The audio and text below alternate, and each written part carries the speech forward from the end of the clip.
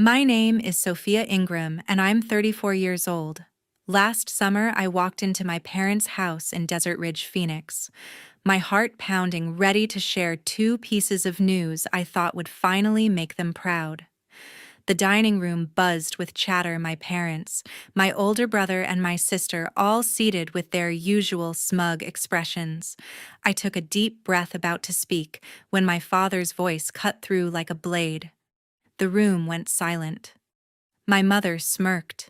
My sister's lips curled into a mocking grin.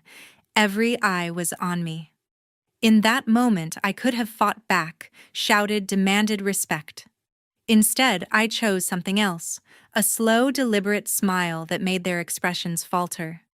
Without a word, I stood, picked up my purse, and walked out into the warm Arizona night. That night, I made one decision, simple but powerful enough to flip everything upside down. And none of them were prepared for what came next. What about you? If you were in my place, would you stay silent or fight back? Share your thoughts in the comments. I'd love to hear your story. Growing up in our family's house in Desert Ridge, Phoenix, I always felt like the odd one out. My older brother Steven was the golden child, a software engineer who could do no wrong. My older sister Cheryl was the princess, a real estate lawyer with a flashy office downtown. Then there was me, Sophia, the middle kid scraping by in their shadows. My parents, especially my dad James, never let me forget it.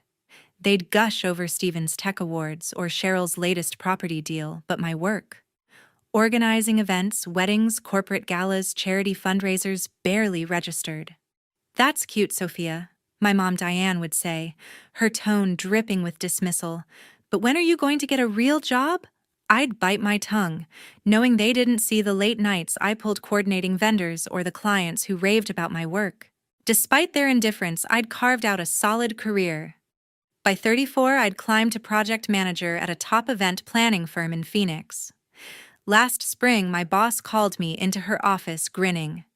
"Sophia, you've been killing it," she said, handing me a promotion letter, senior project manager, with a raise that pushed my savings into six figures. I was thrilled, not just for the title, but for what it meant. I'd done this on my own. Then there was Evan, my fiancé, a history teacher who made me laugh like no one else. We'd gotten engaged a month before, picking out a simple ring that felt like us. I couldn't wait to tell my family, hoping foolishly, maybe that this time they'd see me. But hope came with a knot in my stomach. Family dinners at our Desert Ridge house were never just about food. They were a stage for my dad to praise Steven's latest app launch or Cheryl's $1 million condo deal while I sat there invisible. I'd been helping them for years, writing checks to cover their bills when things got tight, like the $1,500 a month for their mortgage or the $3,000 for my dad's heart surgery. They never asked how I managed it. They just took. My grandfather Edward was the only one who ever noticed. "You're doing too much for them, kid," he'd say, shaking his head during our Sunday calls. I brushed it off, thinking family was supposed to stick together. That summer, I drove to their house, my promotion letter tucked in my purse, Evan's ring glinting on my finger. I'd planned every detail of what I'd say, the promotion, the engagement, the life I was building. Maybe this time I thought they'd look at me and see someone worth celebrating. But as I parked in their driveway, my heart sank. I could already hear my dad's voice through the open window, boasting about Steven's new startup. Cheryl's laugh followed, sharp and smug. My mom's voice chimed in, praising Cheryl's latest court win. I gripped the steering wheel, fighting the familiar dread. Would they even care about my news? Or would they find a way to twist it to make me feel small again? I'd spent years swallowing their jabs, comments about my frivolous job, my quiet life, compared to my siblings' shining careers. Steven, with his tech bro swagger, never bothered to ask about my work. Cheryl, always in designer suits, would roll her eyes when I mentioned a client's event. My parents didn't just ignore me, they leaned on me, expecting money whenever their budget fell short. I'd paid $5,000 for Cheryl's law school fees back when she was struggling to finish her degree. They never thanked me, never acknowledged it. Yet I kept hoping, kept showing up, kept believing one dinner could change things. I spent that afternoon in my apartment putting the final touches on a gift I'd poured my heart into. For weeks, I'd been working on a family photo album, decades of memories from grainy shots of my parents' wedding to Polaroids of us kids in the Desert Ridge backyard. I'd stayed up late gluing snapshots, writing captions, decorating pages with stickers. It wasn't just a gift. It was my way of saying I valued our family even if they rarely valued me.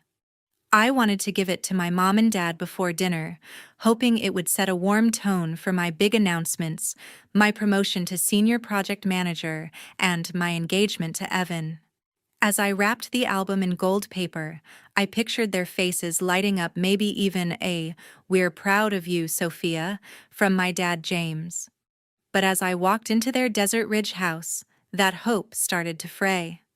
The living room was already alive with voices. My dad stood by the fireplace, gesturing animatedly as he told a neighbor on the phone about my brother Stephen landing a big contract for his tech startup. "He's going places," James said, his voice booming with pride. I set the album on the coffee table, waiting for a chance to speak, but he didn't even glance my way. My mom Diane was in the kitchen chatting with my sister Cheryl about her latest real estate deal, a luxury condo sale that had her name in the Phoenix Business Journal. "You're unstoppable," Diane said, beaming as Cheryl laughed and flipped her hair. I hovered nearby, clutching the wrapped album, trying to join the conversation. "Hey, Mom, I brought something for you and Dad," I said, holding up the gift. Diane barely looked up. "That's nice. Sophia just put it somewhere," she said, turning back to Cheryl. I swallowed the sting and moved to the dining room where Stephen was scrolling through his phone, probably checking stock prices for his company. "Hey, Stephen," I said, forcing a smile. "I made something for the family, want to see." He grunted, eyes glued to his screen. Later, maybe, he said, not even looking up.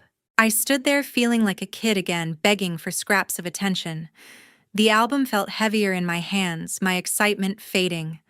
I set it on the sideboard, telling myself dinner would be different. I'd share my news and they'd have to listen. As I helped Diane set the table, the conversation kept circling back to my siblings. James joined us, still on about Stephen's startup. "He's pitching to investors next week," he said, adjusting his glasses. "Could be a game changer." Diane nodded, placing a platter of roasted chicken down. "And Cheryl closed that condo deal in under a month," she added, her voice brimming with awe. I tried to chime in. "That's great. But I've got some news too," I started. But Cheryl cut me off, launching into a story about her celebrity client. I gripped a fork, my knuckles whitening, and forced a nod. They didn't even notice. I took a deep breath, reminding myself why I was here.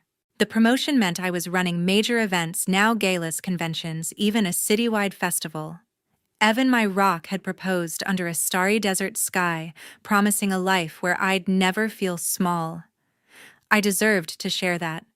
But as I watched my family, their voices overlapping with praise for Stephen's coding genius, and Cheryl's courtroom wins, doubt crept in.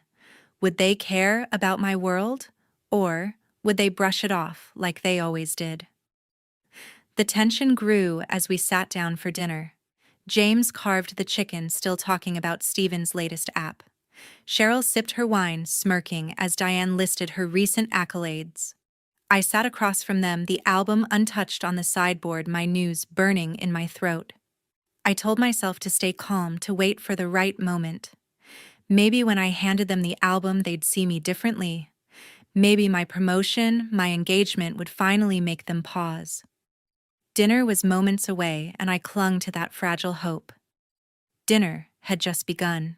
I sat at the table, my pulse quickening as I prepared to share my news. The clink of forks and chatter filled the room, but I was ready.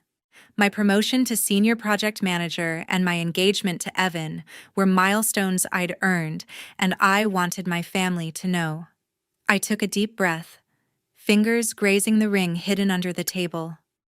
"Everyone, I have something to tell you," I said, my voice cutting through the noise. Heads turned, James, my dad, mid-bite. Diane, my mom, holding a glass of wine. Cheryl, my sister, raising an eyebrow. Stephen, my brother, glancing up from his phone. For a moment, I had their attention and my heart lifted. I got promoted to senior project manager. I started, and Evan and I, or James, slammed his fork down the sound sharp enough to stop me cold. "You're the most useless child in this house, Sophia," he said, his voice dripping with scorn. "Planning parties. That's not a real job. Why can't you be like Stephen or Cheryl?" Diane's lips curled into a smirk, her eyes glinting with amusement. Cheryl let out a biting laugh, leaning back in her chair. Stephen didn't speak, but a faint grin flickered across his face. The words landed like a slap, each one carrying years of their disregard, their refusal to see me. My chest tightened, the air heavy with their judgment. I could have fought back, listed every high-profile event I'd managed, every client who'd called me indispensable. I could have told them about the nights I'd spent perfecting proposals, or how Evan saw the strength they ignored. But their expressions, James's glare, Diane's smirk, Cheryl's mocking laugh made it clear they'd never care. Something snapped inside me, not anger, but resolve. I didn't need their validation anymore. I smiled, slow and deliberate, watching Diane's smirk waver and Cheryl's laugh falter. The room went quiet, their eyes locked on me. Without a word, I pushed my chair back, the scrape echoing in the silence. I stood, grabbed my purse, and headed for the door. "Sophia, where are you going?" James called, his voice edged with confusion. I didn't look back. The front door shut behind me. The sound final. In my car, the warm Arizona night pressed against the windows. My hands trembled, not from hurt, but from a clarity I'd never felt before. For years, I'd kept their lives afloat, $1,500 a month to save their house from foreclosure, money they'd taken without a single thank you. That ended now. I pulled out my phone, typed a message to James and Diane. "No more money. Good luck." My finger hit send without hesitation. Then I powered off my phone, the screen fading to black as I tossed it aside. They could deal with the consequences. As I drove away from Desert Ridge, my smile held. I wasn't escaping. I was choosing myself. Evan was waiting at home, ready to build a future where I was enough. The road ahead felt open, unburdened by their expectations. I'd carried them for too long, and now I was free. The night stretched on, and I was ready to move forward. The next morning, sunlight slipped through my curtains, pulling me from a restless night. I reached for my phone on the nightstand. The screen lit up, 42 missed calls from my mom spanning from 10 p.m. to 7 a.m. And in the middle of it all, one message from my dad stood out, "Please," sent at 3 a.m. My stomach twisted, not with guilt, but with a strange calm. They'd seen my message, the one I'd sent before leaving Desert Ridge. "No more money. Good luck." I didn't expect their panic, but I wasn't surprised either. I typed a quick reply to James. "Useless is busy." Then I paused, fingers hovering over the screen. They needed to know the truth. I opened our family group chat, James, Diane, Cheryl, Stephen, and started typing. "Since you think I'm useless," I wrote, "let's clear something up. For years, I've paid $1,500 a month to cover your mortgage. I paid $3,000 for Dad's heart surgery last year. And Cheryl, I covered $5,000 of your law school fees when you were struggling. You're welcome." I hit send, the words sharp and final. I didn't wait for a reply. I set my phone to do not disturb and got ready for the day, feeling lighter than I had in years. By noon, my phone buzzed with a call from my grandfather, Edward. I answered, his familiar voice, warm but firm. "Sophia, I saw your message," he said. "Good for you, kid. I'm proud you stood up." He didn't stop there. He'd called James and Diane that morning, tearing into them. "You've been bleeding her dry," he told them, his tone sharp enough to cut through their excuses. "She's been carrying this family, and you call her useless. Shame on you both." I could picture Diane's face, pale and scrambling for words. James muttering defenses that wouldn't hold. Edward wasn't done. "You need to figure out how to survive without her," he said, hanging up on them. I thanked him, my voice catching. "You don't owe them anything." "Sophia," he said, "keep shining." Back at the Desert Ridge house, my message had lit a fuse. Diane was frantic, pacing the kitchen, calling James over and over, demanding he fix this. "How are we supposed to pay the mortgage now?" She snapped, her voice trembling. James, usually so composed, shouted back, "You think I know? She can't just cut us off."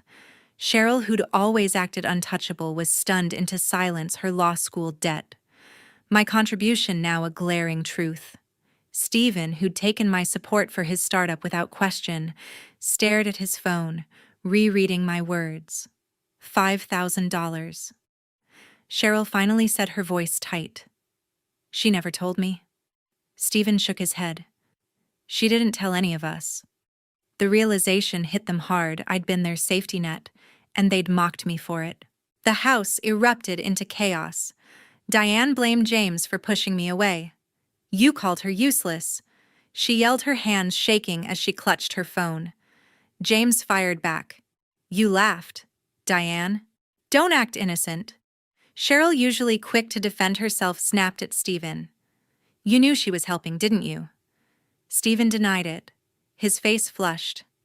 "I thought it was a loan," he shouted.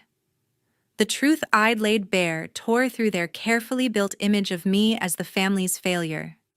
They weren't just shocked. They were humiliated, forced to face how much they'd relied on the daughter they'd dismissed.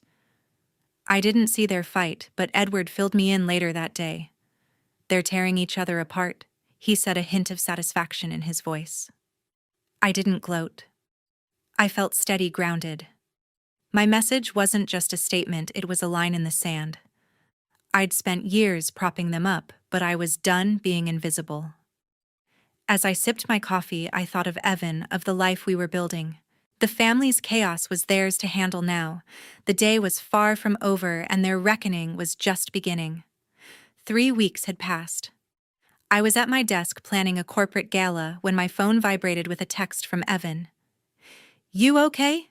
he asked, knowing I'd been dodging calls from Desert Ridge. I hadn't spoken to my family since the night I walked out, and I wasn't ready to. My boundaries were set, and I meant to keep them.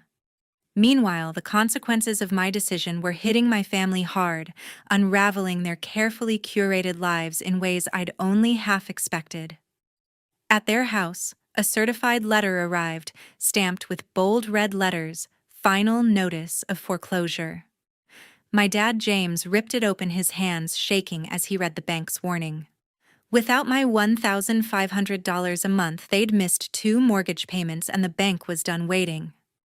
Diane, my mom, clutched the letter, her voice rising in panic. "We need to call Sophia," she said, dialing my number for the 100th time.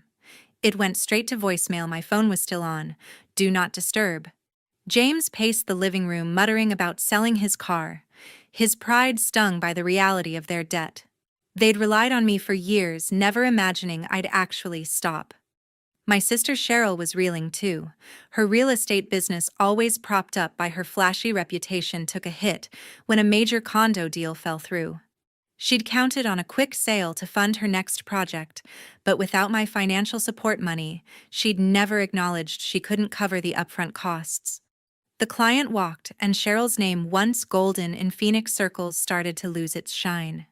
She spent hours on the phone begging investors to stay, her voice tight with desperation. "I just need a little more time," she pleaded, but the damage was done. Stephen, my brother, wasn't faring much better. His tech startup, once his ticket to glory, was drowning in debt. To keep it afloat, he'd taken a second job working overnight shifts at a data center. The long hours left him exhausted, his usual swagger replaced by dark circles under his eyes. He'd assumed my contributions were endless, never questioning where the money came from. Now, faced with loan payments he couldn't meet, he was scrambling, his dreams teetering on the edge. The family's breaking point came during a group call organized by my grandfather, Edward. He'd had enough of their excuses and insisted everyone join: James, Diane, Cheryl, Stephen. I wasn't invited, and I wouldn't have answered anyway. Edward's voice crackled through the speaker, sharp and unyielding. "You've lost Sophia because of your arrogance," he said, his words aimed at James and Diane. "She paid your bills, kept your house funded, your lives, and you treated her like nothing. You're reaping what you sowed." James tried to interrupt, stammering about family loyalty, but Edward cut him off. Loyalty. You called her useless. You don't deserve her. Diane's voice wavered, pleading ignorance, but Edward wasn't having it. You knew exactly what she was doing for you, he said. Now fix your own mess. The call turned into a shouting match. Cheryl accused James of driving me away with his insults. You always favored Stephen. She snapped, her frustration spilling over. Stephen shot back. Don't pin this on me. You took her money too. Diane tried to play peacemaker, but her voice cracked as she admitted they couldn't afford the house without me. James, red-faced, yelled at everyone to shut up, but no one listened. Edward hung up, leaving them to stew in their chaos. He later told me it was the loudest call he'd ever heard, and he didn't regret a word. I stayed out of it, ignoring the voicemails piling up from Diane, the texts from Cheryl begging to talk. I'd spent years bending over backward for them, only to be dismissed. Now I was focused on my life, my career thriving with new clients, my engagement to Evan, who reminded me daily that I was enough. My boundaries weren't just a line, they were a wall, and I wasn't tearing it down. Their world was crumbling, but mine was just beginning. Months had slipped by. I stood in the empty living room of our new home, a cozy 2-bedroom in Scottsdale, the smell of fresh paint still lingering. Evan was outside unloading boxes from the moving truck, his laughter echoing as he joked with the movers. My phone, once buzzing with desperate calls from my family, was quiet now.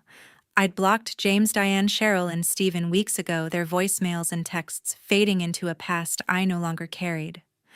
My life felt like my own for the first time, unburdened by their expectations, their judgment, their weight. At work, I'd just been named Director of Projects, a role I'd earned through years of late nights and flawless events. My team looked to me for guidance, trusting my vision for everything from charity galas to tech conferences. The promotion came with a raise enough to cover the down payment on our new house. Evan and I had spent weeks house hunting, dreaming of a place where we could build our future. We'd found it a sunny corner lot with a small backyard, perfect for quiet evenings and maybe someday a family of our own. As I arranged books on a shelf, I caught my reflection in a window. I was smiling truly, smiling not the forced kind I'd worn for years. The only tie to my old life was my grandfather, Edward. He didn't call often, his hands shook too much to hold a phone for long, but his letters arrived every few weeks, handwritten on crisp stationery. You're doing right by yourself, Sophia, he wrote in his latest one, his cursive steady despite his age. I've always seen your strength even when they didn't. Keep going. I kept his letters in a wooden box on my desk, each one a reminder that someone in my family believed in me. I'd write back, sharing bits of my life, my promotion, the house, Evan's proposal under the desert stars. Edward's replies were short but warm, always ending with, "I'm proud of you, kid." My family in Desert Ridge was a distant memory. I didn't know if they'd lost the house, if Cheryl had salvaged her business, or if Stephen was still burning out on night shifts. I didn't check, didn't ask. Edward never mentioned them in his letters, and I was grateful for that. Their chaos wasn't my responsibility anymore. I'd spent years pouring money and energy into their lives only to be called useless. Now every dollar I earned, every moment I had was for me, for us. Evan and I were planning our wedding, a small ceremony with friends who saw me for who I was not, who I wasn't. Sometimes late at night, I'd think about the past, not with regret, but with clarity. I'd given my family everything, and they'd given me nothing but criticism. Cutting them off wasn't just about money, it was about reclaiming my worth. I'd built a career I loved, a home with the man I'd marry, a life that felt full. The weight of their dismissal, their need, their scorn, it was gone. In its place was a confidence I hadn't known, I could feel a certainty that I was enough. I walked outside to join Evan, the Arizona sun warm on my face. He handed me a box labeled kitchen, grinning as he teased me about my terrible packing skills. I laughed, shoving him playfully, and for a moment the world was just us, our new home. our new life. Edward's latest letter sat on the counter inside a quiet anchor to the family I'd chosen to keep. The rest I'd let go. My days were full, and I was ready for whatever came next. The wedding day arrived. I stood in a flowing white dress, the desert sunset casting a warm glow over our Scottsdale backyard. Evan waited at the makeshift altar, his smile steady and sure, surrounded by twinkle lights and a handful of close friends. My grandfather Edward sat in the front row, his eyes misty but proud, the only family member I'd invited. James, Diane, Cheryl, and Stephen weren't here, not because I'd wavered, but because I hadn't. This day was for me, for Evan, for the life we'd built without their shadows. As I walked toward Evan, gripping a bouquet of wildflowers, I felt weightless, free, in a way I'd never known. "Sophia," Evan whispered as I reached him, "you're everything." I squeezed his hand, my heart full. Edward clapped softly, his weathered hands trembling but strong in spirit. "You look beautiful, kid," he said, his voice carrying over the quiet hum of music. The ceremony was simple vows we'd written ourselves, promises of love and partnership, no trace of the past I'd left behind. Our friends cheered as we kissed, the sound bright and unburdened. For the first time, I wasn't proving anything to anyone. I was just living. Word reached me later through a mutual friend about my family's collapse. James and Diane had lost their Desert Ridge home, forced to downsize to a cramped apartment on the edge of Phoenix. The bank had foreclosed, their savings drained without my monthly contributions. Cheryl's real estate empire had crumbled, her name, once synonymous with success, now whispered in professional circles as a cautionary tale. She'd lost more clients, her confidence shattered by deals she couldn't fund. Stephen, buried under startup debt, was still grinding through night shifts, his dreams of tech stardom fading with every unpaid bill. I didn't feel triumph, only a quiet acknowledgement that their choices had led them here. I'd learned something they never would. Loving yourself means drawing a line. For years, I'd poured my energy, my money, my heart into a family that saw me as less. I'd paid their mortgage, their medical bills, their tuition, only to be mocked, dismissed, called useless. Walking away wasn't just about cutting ties, it was about choosing me. Setting boundaries didn't make me selfish, it made me whole. Every step I'd taken since my career soaring as a project director, my home with Evan, my peace, came from that choice. I wasn't running from them. I was running toward myself. Edward's presence at the wedding reminded me of what family could be: someone who saw my worth, who celebrated me without conditions. His letters, still arriving every few weeks, were my anchor, proof that love didn't have to hurt. As I danced with Evan under the stars, I felt a truth settle in my bones. Happiness comes when you stop begging for approval and start building a life that's yours. I want to leave you with this. If you've ever felt unseen, unvalued, or trapped by those who should lift you up, know that you can choose yourself. Say no. Walk away. Build a life that makes you proud. Share your story with me. How did you find your strength? What boundaries did you set to reclaim your life?